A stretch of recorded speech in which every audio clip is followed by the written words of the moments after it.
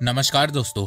कभी कभी देश की सरकार कुछ ऐसे डिसीजन लेती है जिससे देश की इकॉनमी में पॉजिटिव इम्पैक्ट पड़ता है। भारत सरकार ने डीएफसी डेडिकेटेड फ्रेट कॉरिडोर शुरू किया था और आज ये कॉरिडोर लगभग पूरा बनके शुरू हो चुका है और इससे इंडियन रेलवेज और इंडियन इकॉनमी को फायदा मिलना भी शुरू हो गया है। ऑस्ट्रेलिया की यूनिवर्सिटी न्यू साउथ वेल्स ने एक स्टडी में बताया है कि डीएफसी इंडिया की इकोनॉमिक ग्रोथ को सपोर्ट कर रही है, इंडिया के लॉजिस्टिक कॉस्ट माल ढुलाई को सस्ता कर रही है और साथ में इंडियन रेलवेज का रेवेन्यू बढ़ा रही है। डीएफसी के चलते इंडिया के कमोडिटी प्राइस में 0.5% की गिरावट हुई है। इसके अलावा 2018 से 2023 के बीच डीएफसी के चलते इंडियन रेलवेज का रेवेन्यू 2.94% बढ़ा है। इसके अलावा डीएफसी से इंडिया की जीडीपी को हर साल 16,000 करोड़ रुपए का फायदा हो रहा है और अभी तो सिर्फ 13% रेलवेज की माल ढुलाई डीएफसी से हो रही है। जब ये 20, 30, इवन 50% तक पहुंचेगी तो उससे इंडियन इकोनॉमी को हैवी बेनिफिट होगा। डीएफसी को ज्वेल ऑफ इंडियन रेलवेज कहा जा रहा है। डीएफसी आने वाले समय में इंडियन रेलवेज को पूरी तरह से ट्रांसफॉर्म करने वाली है।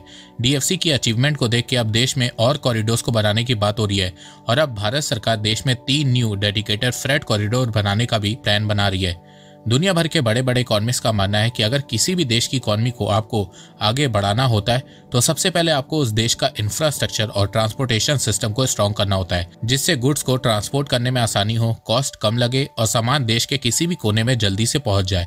भारत जब आजाद हुआ था तब देश में 85% ट्रांसपोर्टेशन रेलवेज के थ्रू होता था और बाकी का 15% ट्रांसपोर्टेशन रोड के थ्रू होता था। पर जैसे जैसे समय बीतता गया रेलवे से ट्रांसपोर्टेशन का शेयर कम होता गया और रोड ट्रांसपोर्टेशन का शेयर बढ़ता गया। अभी की बात करें तो भारत में रेलवेज के थ्रू ट्रांसपोर्टेशन 30% से भी कम हो गया है और रोड के थ्रू ट्रांसपोर्टेशन 60% तक बढ़ गया है। 72 साल में पूरी तरह से उलटफेर हो गया है और इस उलटफेर का कारण भारत सरकार की मिसमैनेजमेंट और इनएफिशिएंसी है। आज़ादी के बाद से भारत सरकार ने पैसेंजर ट्रेन, लोकल ट्रेन पे ज़्यादा ध्यान दिया, मालगाड़ियों पे कम ध्यान दिया। इसके अलावा मालगाड़ियों पे ट्रांसपोर्टेशन चार्जेस बढ़ा दिया और सबसे मेन बात, रेलवे के इंफ्रास्ट्रक्चर पे बिल्कुल भी ध्यान नहीं दिया। मालगाड़ियाँ, पैसेंजर ट्रेन, लोकल ट्रेन सबका सेम रूट रखा, जिसके चलते ये होता था कि पैसेंजर ट्रेन को रूट देने के चक्कर में मालगाड़ियों को 2-2 दिन तक कहीं पे भी रोक दिया जाता था, जिसके चलते रेलवेज के थ्रू गुड ट्रांसपोर्टेशन का टाइम और कॉस्ट तेजी से बढ़ने लगा और इसी के चलते लोगों का भरोसा मालगाड़ियों से उठने लगा और लोगों ने रेलवेज की जगह रोड के थ्रू अपने गुड्स को ट्रांसपोर्ट करना चालू किया। आपको एक बात जान के हैरानी होगी कि भारत में आज भी इंडियन रेलवे के रेवेन्यू में 67% शेयर फ्रेट ट्रेन मालगाड़ियों का होता है, पैसेंजर ट्रेन का 26%, सन्ड्री और अदर कोचिंग का 3 से 3.5%। मालगाड़ियों से इतना रेवेन्यू जनरेट होने के बावजूद भारत सरकार ने अभी तक मालगाड़ियों के लिए प्रॉपर फ्रेट कॉरिडोर नहीं बनाया था। मालगाड़ियों से जितना भी रेवेन्यू जनरेट होता था उन्हें पैसेंजर ट्रेन की सब्सिडीज में लगाया जाता था, पर उसके बावजूद इंडियन रेलवेज का रेवेन्यू नहीं बढ़ रहा था और साथ में ट्रेन से माल ढुलाई भी कम होती जा रही थी। तो इस प्रॉब्लम को सॉल्व करने के लिए भारत सरकार ने डीएफसी को अनाउंस किया। Dedicated freight corridor DFC Bharat की आज़ादी के बाद का अब तक का सबसे बड़ा रेलवे प्रोजेक्ट है। डीएफसी प्रोजेक्ट की शुरुआत 2006 में हुई थी और डीएफसी का पहला कंस्ट्रक्शन कॉन्ट्रैक्ट 7 साल बाद 2013 में दिया गया था। डीएफसी के डिले होने के पीछे डीएफसी सीआईएल के सीनियर ऑफिशियल ने 2 वजह बताई हैं।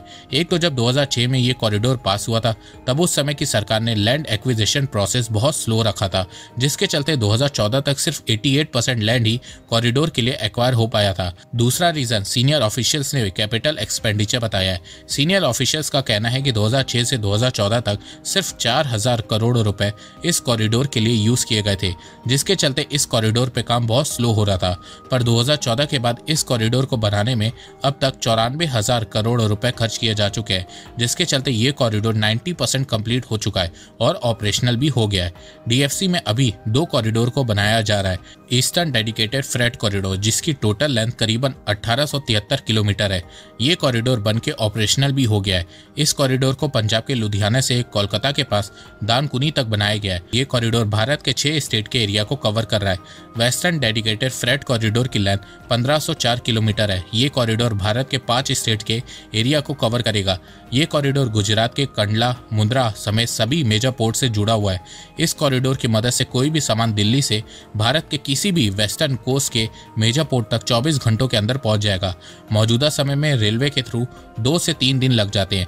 ये कॉरिडोर 93% कंप्लीट हो चुका है और जो एरिया में ये कॉरिडोर बन गया है वो ऑपरेशनल भी हो गया है और अभी करंटली 325 ट्रेन डीएफसी में चल रही हैं।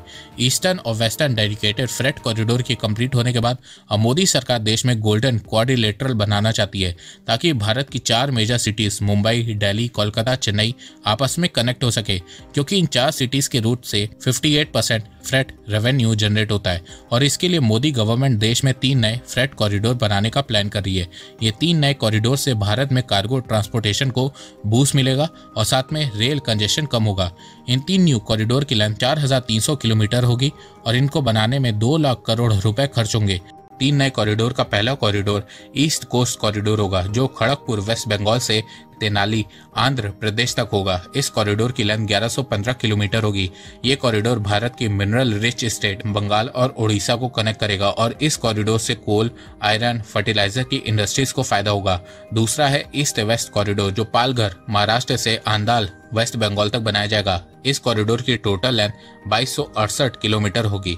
ये कॉरिडोर भारत के 5 राज्य से होकर गुजरेगा और इससे कोल, आयरन और स्टील इंडस्ट्रीज को फायदा होगा। इस कॉरिडोर को मुंबई के जेएनपीटी पोर्ट से भी कनेक्ट किया जाएगा। तीसरा है नॉर्थ साउथ कॉरिडोर जो इटारसी मध्य प्रदेश से विजयवाड़ा आंध्र प्रदेश तक बनाया जाएगा। इस कॉरिडोर की लेंथ 975 किलोमीटर होगी। इस कॉरिडोर से कोल, सीमेंट, फर्टिलाइजर, पेट्रोलियम प्रोडक्ट बनाने वाली इंडस्ट्रीज को फायदा होगा। देखो आज के समय भारत में 60% ट्रांसपोर्टेशन रोड से होता है, 32% ट्रांसपोर्टेशन रेल से होता है और 7% वाटरवेज से होता है। रोड ट्रांसपोर्टेशन से 2.5 रुपए पर किलोमीटर खर्चा होता है, रेल से 1.5 रुपए और वाटरवेज से 25 पैसा पर किलोमीटर खर्चा होता है। तो भारत सरकार देश में रेल और वाटरवेज ट्रांसपोर्टेशन को इम्प्रूव करने में लगी हुई है। डीएफसी से भारत सरकार रेल ट्रांसपोर्टेशन को 44% तक ले जाना चाहती है। अब आप लोग सोच रहे होंगे कि डीएफसी को बनाने में मोदी सरकार इतना पैसा क्यों खर्च कर रही है और इससे भारत को क्या फायदा होगा। तो देखो भारत में मैन्युफैक्चरिंग बढ़ रही है जिससे ट्रेन में फ्रेट का वॉल्यूम भी तेजी से बढ़ रहा है, तो इसके चलते डीएफसी को बनाया जा रहा है। डीएफसी बनने से भारत में लॉजिस्टिक कॉस्ट कम होगी। देखो भारत सरकार चाह रही है कि देश में लॉजिस्टिक कॉस्ट 15% से कम होकर 2030 तक 8% तक आ जाए। इस समय मालगाड़ियां 20 से 25 किलोमीटर पर आवर की स्पीड से चलती हैं और 8 घंटे में 150 से 200 किलोमीटर ट्रैवल करती हैं। डीएफसी से अब मालगाड़ियां 50 से 60 किलोमीटर पर आवर की स्पीड से चलेंगी और 8 घंटे में 400 से 500 किलोमीटर ट्रैवल करेंगी। इससे इंडियन रेलवे के 18 से 20 घंटे सेव होंगे। डीएफसी के बन जाने से ट्रेन ट्रैफिक भी कम होगा जिससे पैसेंजर ट्रेन की स्पीड बढ़ेगी। डीएफसी को पूरी तरह से इलेक्ट्रीफाइड बनाया जा रहा है जिससे कार्बन इमिशन बहुत कम जनरेट होगा। डीएफसी के बन जाने से बहुत सी जॉब्स जनरेट होंगी क्योंकि डीएफसी का अलग रूट होगा, अलग प्लेटफॉर्म होगा, अलग मैनेजमेंट सिस्टम होगा जिससे रेलवे में बहुत सी न्यू जॉब्स जनरेट होंगी। इसके अलावा डीएफसी का बड़ा योगदान भारत की इकोनॉमी पर भी होगा। फ्रेट कॉरिडोर बनने से भारत में ईज ऑफ डूइंग बिजनेस बढ़ेगी, ट्रांसपोर्टेशन कॉस्ट कम होगी जिससे बहुत से गुड्स की प्राइस कम होगी। इलेक्ट्रीफाइड होने से फ्यूल कॉस्ट बचेगा। फ्रेट कॉरिडोर के आसपास बहुत से न्यू बिजनेस और इंडस्ट्री सेटअप होने लगेंगे और साथ में रेलवे की रेवेन्यू भी इंक्रीज होगी। तो डीएफसी के बनने से भारत की अर्थव्यवस्था को बहुत फायदा होगा और ये आपको आने वाले कुछ सालों में देखने को भी मिल जाएगा। तो दोस्तों आपको ये वीडियो कैसा लगा, आप अपनी राय मुझे कमेंट सेक्शन में बताइए। तो अब तक के लिए बस इतना ही। धन्यवाद। जय हिंद, जय भारत।